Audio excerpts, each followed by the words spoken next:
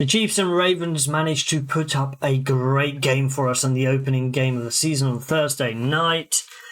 And we are here to break it all down. So let's get into it, Will. As far as I'm concerned, Lamar has got to improve in his passing game. He made errors, and those errors. Well, I personally think those errors did cost them the game because they're a team that can go the distance. You know, it was a lot closer than the scoreline suggests. But yeah, no, it's just tightening a few things up. You know, I recall Lamar had a fumble in the game that resulted in a turnover. You can't be giving Patrick Mahomes 3 chances with the ball. Like, it's just not, you cannot give the offense of the Kansas City Chiefs 3 possessions because they are either going to get a field goal. It's almost guaranteed that they're going to get points, whether it's a field goal. And the worst case scenario is it's a touchdown. That's how it is. So you do not turn the ball over against the Chiefs because they will get points off that.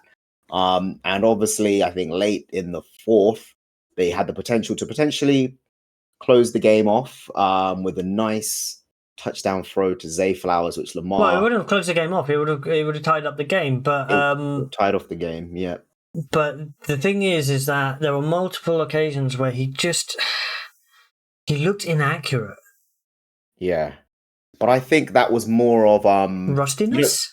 Yeah, I mean, it's the first game of the season. A lot of the teams... See, we're always of the mind that teams are either going to get blown out or it's going to be really competitive because teams have had months to prepare for this one game. So it's either one or the other. If anything, it's a good sign of how teams prepare. And I think both teams did have a solid showing, but the Ravens have to get this monkey off their shoulder 100%.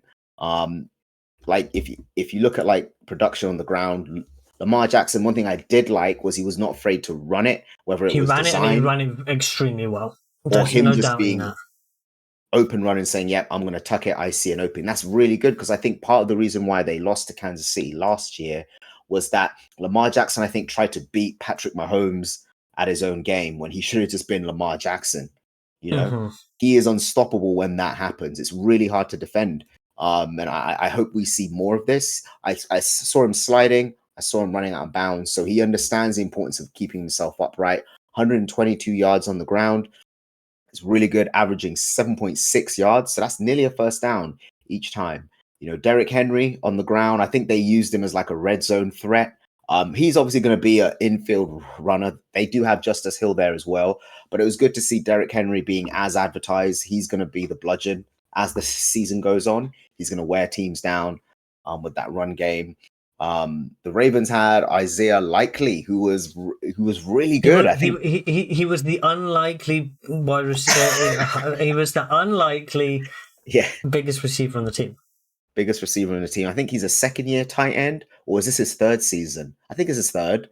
So it's good. Like, I mean, they did draft him and he's developed, but it was really good to see him have his like coming out party now. Yeah, like everyone knows that. Third season out of Coastal Carolina from Massachusetts. Yeah, so this is really good. Like, it's good to have that there. Obviously, you do have Mark Andrews, but Isaiah really took over the game in terms of like receiving 111 yards, 9 receptions, and a touchdown as well. And that touchdown had a beautiful like, move in it as well. Yeah. Rashad Bateman, a man who hasn't really made a lot of noise considering he was a first-round pick. But 2 receptions and 5 targets. He made the big plays, though, because this kind of kept their drives alive and kept them in the game. Zay Flowers, he's going to have an amazing season. This guy is like, I'm pretty sure one-on-one from the slot, I don't think anyone can cover him. So it's going to be really good to see this team continue to grow. If we look at Derrick Henry, he had 13 carries for 46 yards, not exactly much, but he was targeted twice again as well in the receiving game. Didn't get either of the targets. One of them definitely was a bad Lamar pass, but he had a lower snap percentage than Justice Hill. Now, from the way that I read that is, one, The Ravens don't do bell cows, right? Yeah. They don't do bell cows, they share it about. So it's not going to be a bell cow situation for Derrick Henry. And 2, they were coming from behind. Yep. So they kind of you're going to sling have the pass catching back out there more than big Derrick Henry. So I can understand how he had a lower snap percentage. I don't think people need to be worried about Henry's usage. I think he's going to be just fine. When it comes to the Chiefs, Xavier Worthy. Yeah, that was really good to see. I think there was a lot of concern because I think here's the thing with preseason, like he was getting knocked around with his own teammates, visiting teammates who had like the joint practices, and people were saying, well, he's not strong enough to withhold, he can't get off press coverage. He had a few hand Give him a issues running earlier on. start. Give him a running start, and Give him a running start, him. and then you'll see what happens, and that's testimony to what the Chiefs can do in terms of putting their players in the best position to be successful, rather than say, yeah, we're going to have you try and beat a corner who's going to be impressed. Let's just give you the ball behind the backfield, and you can use your speed, and it's real speed, real game speed. Some guys run really good on like shorts and a t-shirt, but then when they get on the field, they're not quite as fast as that 40 time, but he is every bit of that 40 times. So that was really good to see. He got a rushing touchdown and a receiving touchdown. So this is really good. It's an interesting dynamic. I think the Chiefs have needed this since Tyreek has left. Rishi Rice as well had a really good game. So he's just building on his campaign from last year. He was great on that. Like he just 7 whenever they needed a catch, they went to Rishi Rice, and it'll lighten a load of Travis Kelce, who, he had 3 catches for 34 yards, including stereotypical playground style. I'm just going to run around in circles until I lose the corner. Until I lose the corner. That's what he was. He was just doing this. Run. Okay, now I'm going this way. Yeah, so that was really good to see. But no, I think offensively, both teams had something to show. Defensively, I was really impressed. I think with the Chiefs' defense, I think Chris Jones was really interesting because when we did watch it, we noticed that they are lining him up outside as well as inside, which is good because he is one of the bigger interior defensive linemen, not from like a sheer girth standpoint, but from his raw height. Like, more often than not, defensive tackles aren't going to be like 6'6", 6'5". They're usually around 6'2", 300, 290 pounds, built like a slab. But Chris Jones is kind of like, he's got that inside strength and he's really tall. So they're like, let's put him outside and then he can just muscle his way past tackles. So that was really good to see, him being disruptive as always.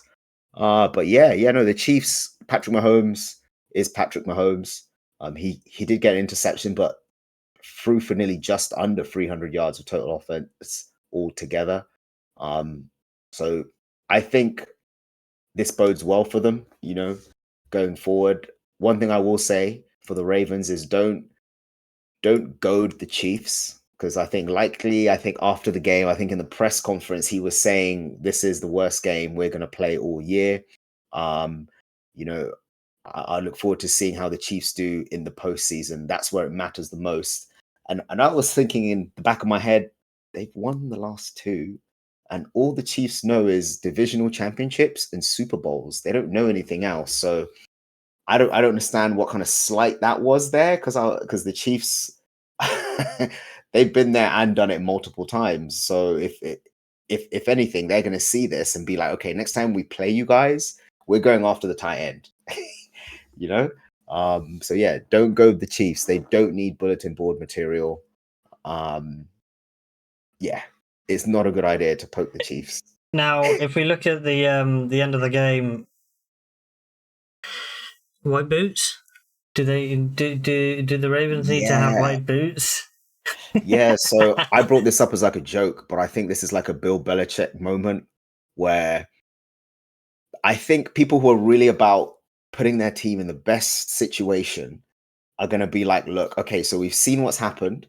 How do I stop this going the opposite way? Patrick Mahomes said that's why you got to wear white cleats. Seek every advantage that you can get, within the rules, of course, every advantage. If he had white cleats, people would have had to squint a little bit more, it wouldn't have been as obvious. It was going to be fine. It was going to be like ruled out of bounds. Yeah, yeah, that but is people the would have had to margins. think a That little was the bit more. perfect. That was the But perfect. Like, it's the small margins. it's the perfect like way to show like it's a game of inches. This game, Yeah, so maybe they should wear like white cleats with like a green ring on the outside. So when they're toe tapping, it's like, yep, he's outside. See, that's green. Can't tell if it's the grass or his shoe. I have a grass pattern on his shoe. Yeah, grass pattern like seal on the outside, so it looks like grass. Every advantage. But yeah, in all seriousness, that was the margins of what the game was going to be. But we're gonna see how the Ravens bounce back, obviously next week, and how the Chiefs carry on with their success.